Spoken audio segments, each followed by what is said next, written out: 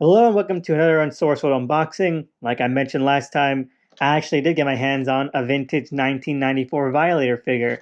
And I actually got it for really cheap, only like 15 bucks. And just like the Spawn figure, I got it for that cheap because the box itself is banged up, cracks everywhere. Just really looked like it was used as like a doorstop or something.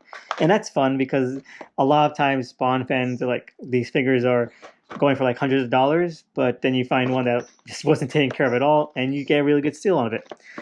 So we're gonna get this open, and we're gonna see what's what. All right, so now we have it out of the box, and it's just standard Violator figure, but this is actually a little bit of a variant.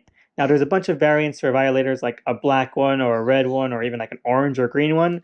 But this is your standard release, except not really, because this is a variant that came with this little funky trading card. Now, the original kind of standard first wave release didn't, or I think this is first wave because it mentions the whole Todd Toys thing on the comic, which was sort of taken out of other waves because of some lawsuit that Hasbro Mattel trumped up. I forget which. But much like the Spawn figure, the back of the comic mentions a couple of action features. And the first one is that if you pull the horn back and forth, you can get this whole chomping jaw action. It doesn't really do much. It just moves it like a centimeter. You can hardly tell the difference between open mouth and closed mouth. Yeah, it doesn't really offer anything. And the second is just basically how the figure works. You can bend the arms and legs. And yeah, it's made of this rubber bending material. And then you can just kind of do a lot of it. And it's actually pretty fun. And I was wondering if this kind of material was going to hold up after like 25, 26 years in a box, but it actually kind of does. Like you're not seeing any of the rubber or metal wire kind of sort of peeking through like you might see with a lot of foam bendable figures. And yeah, it's really, really fun.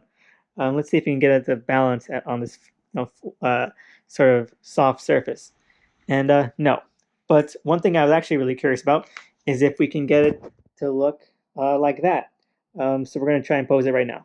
Okay, so this is probably the best that I can make it. I believe, honestly, that the picture on the back is either like some sort of computer rendition, like a drawing, which Todd has admitted to doing, or just a prototype that was much better, or a sculpt, honestly. Because as you can see with the Violator, I can get it to stand up, but it's not actually in that position. It's just kind of like a perspective thing I was able to do. Of what's really stopping it from looking like the promo image on the back of the comic is that the torso is like a solid stacked piece. So it's naturally curving upward, and you can't really get good crouching positions. Like that's probably the best that I can make it. And I'll add a better picture of it at the end. But let's talk about the comic for a little bit before I finish off with the toy. The comic, much like the Spawn comic, is just your one-off kind of Violator story. You know, just an encounter with Spawn, just showcasing like how evil and how vicious he is. It's a lot worse than the Spawn issue was, honestly, but it's still pretty fun. It's it's not really telling anything. The Violator isn't really that deep of a character. It also comes with like 3 pages of the clown mini comic that came with the clown action figure because the clown is the alter ego of the Violator. I'm not going to get a clown because, why? But it was nice to have this at least. All right, so now we have the original 1994 Spawn and the original 1994 Violator side by side, and they scale pretty well, especially when you actually extend the Violator to give him like his full height.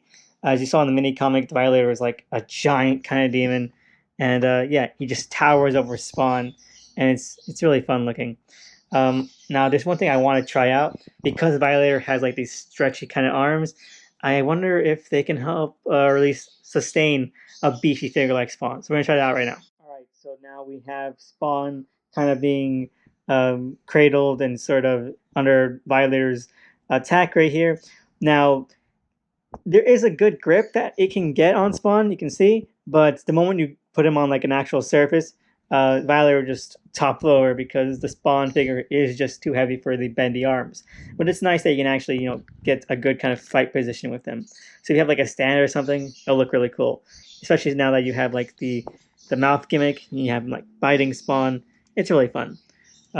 Now, the main reason I got this was because, as you know, McFarlane recently sort of redid the vintage Spawn as like this new remaster version, and I figure that somewhere along the line he's going to do a new Violator, and I'd rather just get the jump on it now, and before prices skyrocket like they have for Spawn here.